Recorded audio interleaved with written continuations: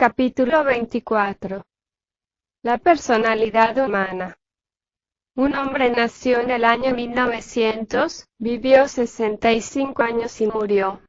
Pero, ¿dónde se encontraba antes de 1900 y dónde podrá estar después de 1965? La ciencia oficial nada sabe sobre todo esto. Esta es la formulación general de todas las cuestiones sobre la vida y la muerte. Axiomáticamente podemos afirmar: el hombre muere porque su tiempo termina. No existe ningún mañana para la personalidad del muerto. Cada día es una onda del tiempo, cada mes es otra onda del tiempo, cada año es también otra onda del tiempo, y todas estas ondas encadenadas en su conjunto constituyen la gran onda de la vida. El tiempo es redondo y la vida de la personalidad humana es una curva cerrada. La vida de la personalidad humana se desarrolla en su tiempo, nace en su tiempo y muere en su tiempo. Jamás puede existir más allá de su tiempo. Esto del tiempo es un problema que ha sido estudiado por muchos sabios. Fuera de toda duda, el tiempo es la cuarta dimensión. La geometría de Euclides solo es aplicable al mundo tridimensional. Pero el mundo tiene 7 dimensiones y la cuarta es el tiempo. La mente humana concibe la eternidad como la prolongación en línea recta. Nada puede estar más equivocado que este concepto porque la eternidad es la quinta dimensión.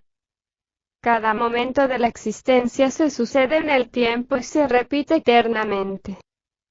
La muerte y la vida son dos extremos que se tocan. Una vida termina para el hombre que muere, pero empieza otra. Un tiempo termina y otro comienza. La muerte se halla íntimamente vinculada al eterno retorno. Esto quiere decir que tenemos que retornar, regresar a este mundo después de muertos, para repetir el mismo drama de la existencia. Mas si la personalidad humana perece con la muerte, ¿quién o qué es lo que retorna? Es necesario aclarar de una vez y para siempre, que el yo es el que continúa después de la muerte, que el yo es quien retorna, que el yo es quien regresa a este valle de lágrimas.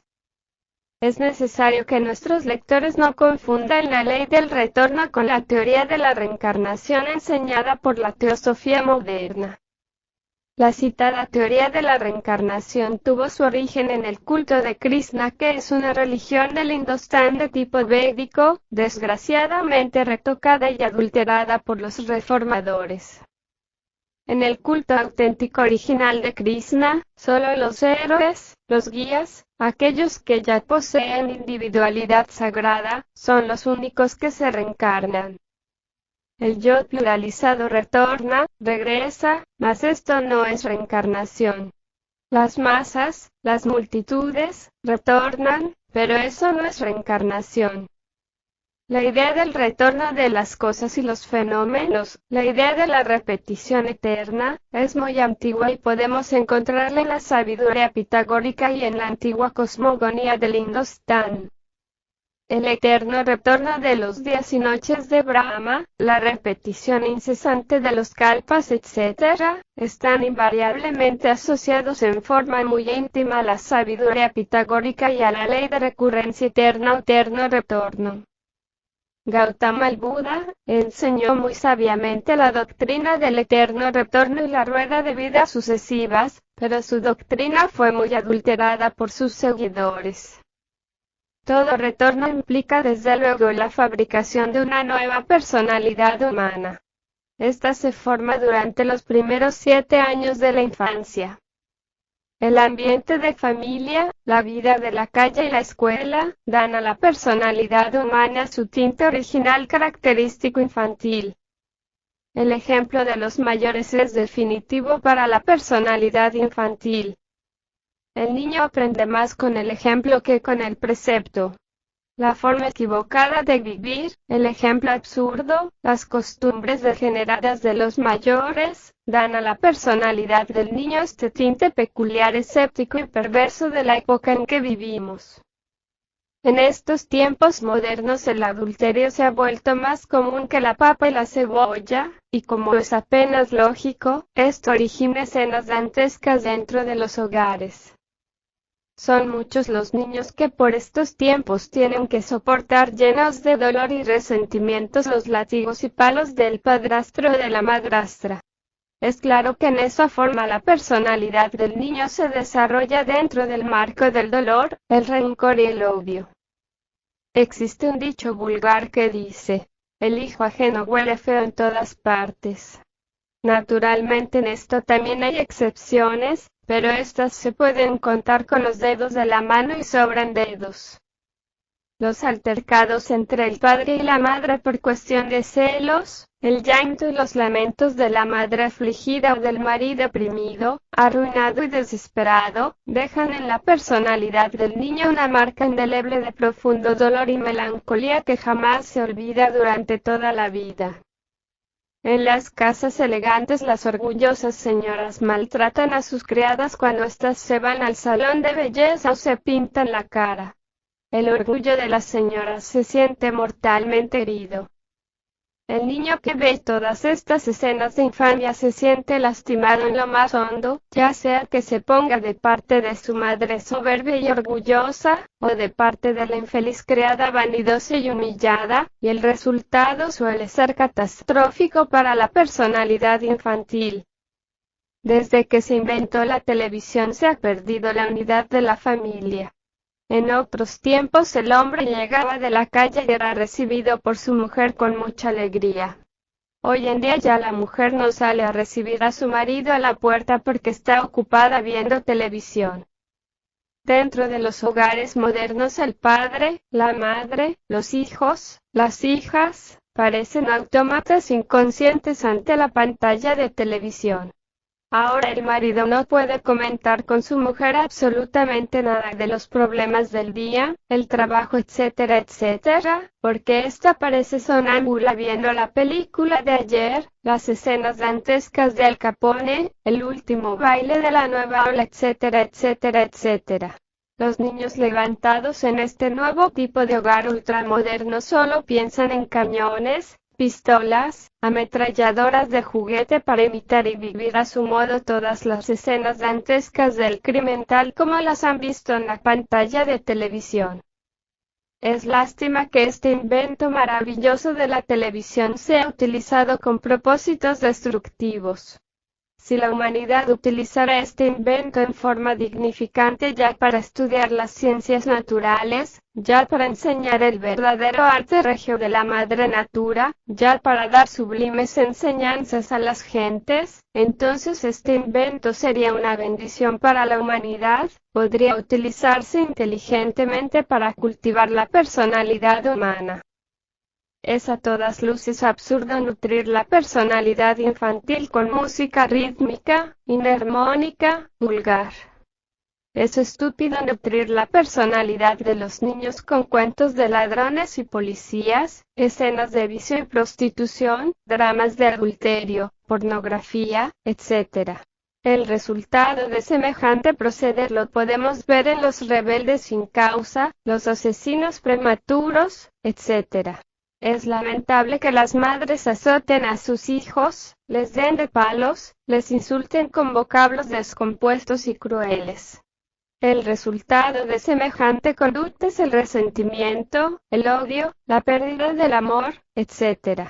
En la práctica hemos podido ver que los niños levantados entre palos, látigos y gritos, se convierten en personas vulgares llenas de patanerías y faltas de todo sentido de respeto y veneración. Es urgente comprender la necesidad de establecer un verdadero equilibrio dentro de los hogares. Es indispensable saber que la dulzura y la severidad deben equilibrarse mutuamente en los dos platillos de la balanza de la justicia. El padre representa la severidad. La madre representa la dulzura. El padre personifica la sabiduría. La madre simboliza el amor. Sabiduría y amor, severidad y dulzura, se equilibran mutuamente en los dos platillos de la balanza cósmica. Los padres y madres de familia deben equilibrarse mutuamente para el bien de los hogares. Es urgente, es necesario que todos los padres y madres de familia comprendan la necesidad de sembrar en la mente infantil los valores eternos del espíritu. Es lamentable que los niños modernos ya no posean el sentido de veneración. Esto se debe a los cuentos de vaqueros, ladrones y policías. La televisión, el cine, etc., han pervertido la mente de los niños. La psicología revolucionaria del movimiento gnóstico, en forma clara y precisa, hace una distinción de fondo entre el ego y la esencia. Durante los 3 o 4 primeros años de vida, solo se manifiesta en el niño la belleza de la esencia. Entonces el niño es tierno, dulce, hermoso en todos sus aspectos psicológicos. Cuando el ego comienza a controlar la tierna personalidad del niño, toda esa belleza de la esencia va desapareciendo y en su lugar afloran entonces los defectos psicológicos propios de todo ser humano. Así como debemos hacer distinción entre ego y esencia, también es necesario distinguir entre personalidad y esencia. El ser humano nace con la esencia, mas no nace con la personalidad. Esta última es necesario crearla. Personalidad y esencia deben desarrollarse en forma armoniosa y equilibrada. En la práctica hemos podido verificar que cuando la personalidad se desarrolla exageradamente a expensas de la esencia, el resultado es el bribón. La observación y la experiencia de muchos años nos han permitido comprender que cuando la esencia se desarrolla totalmente sin atender en lo más mínimo el cultivo armonioso de la personalidad, el resultado es el místico sin intelecto, sin personalidad, noble de corazón pero inadaptado, incapaz. El desarrollo armonioso de personalidad y esencia da por resultado hombres geniales. En la esencia tenemos todo lo que es propio, en la personalidad todo lo que es prestado. En la esencia tenemos nuestras cualidades innatas, en la personalidad tenemos el ejemplo de nuestros mayores, lo que hemos aprendido en el hogar, en la escuela, en la calle. Es urgente que los niños reciban alimento para la esencia y alimento para la personalidad. La esencia se alimenta con ternura, cariño sin límites, amor, música, flores, belleza, armonía, etc. La personalidad debe alimentarse con el buen ejemplo de nuestros mayores, con la sabia enseñanza de la escuela, etc. Es indispensable que los niños ingresen a primarias a la edad de 7 años previo paso por el kinder. Los niños deben aprender las primeras letras jugando, así el estudio se hace para ellos atractivo, delicioso, feliz. La educación fundamental enseña que desde el mismo kinder o jardín para niños, debe atenderse en forma especial cada uno de los 3 aspectos de la personalidad humana, conocidos como pensamiento, movimiento y emoción. Así la personalidad del niño se desarrolla en forma armoniosa y equilibrada.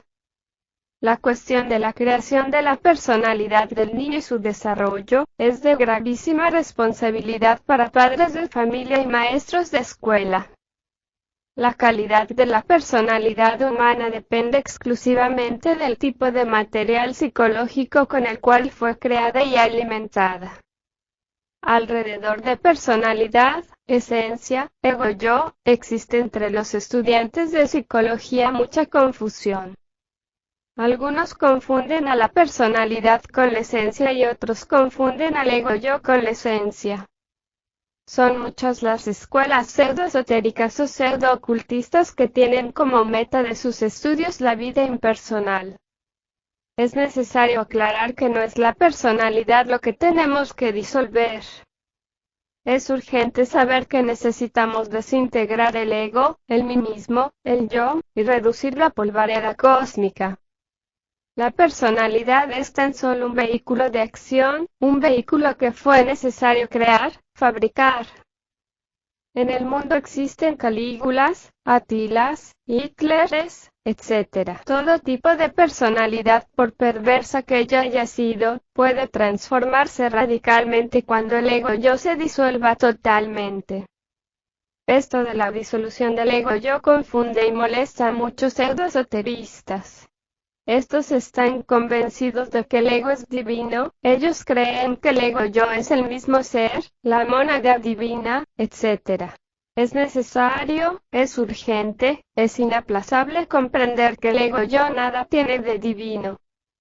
El ego-yo es el Satán de la Biblia, manojo de recuerdos, deseos, pasiones, odios, resentimientos, concupiscencias, adulterios, herencia de familia, razas, nación, etcétera, etcétera, etcétera. Muchos afirman en forma estúpida que en nosotros existe un yo superior o divino y un yo inferior. Superior e inferior son siempre dos secciones de una misma cosa. Yo superior, yo inferior, son dos secciones del mismo ego. El ser divinal, la mónada, el íntimo, nada tiene que ver con ninguna forma del yo. El ser es el ser y eso es todo. La razón de ser del ser es el mismo ser.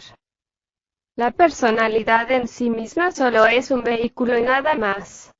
A través de la personalidad puede manifestarse el ego o el ser, todo depende de nosotros mismos.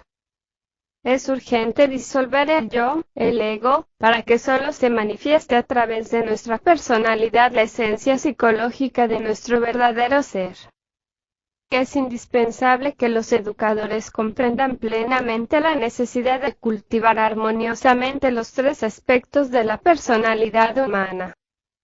Un perfecto equilibrio entre personalidad y esencia, un desarrollo armonioso del pensamiento, emoción y movimiento, una ética revolucionaria, constituyen los basamentos de la educación fundamental. Samael Aumeor.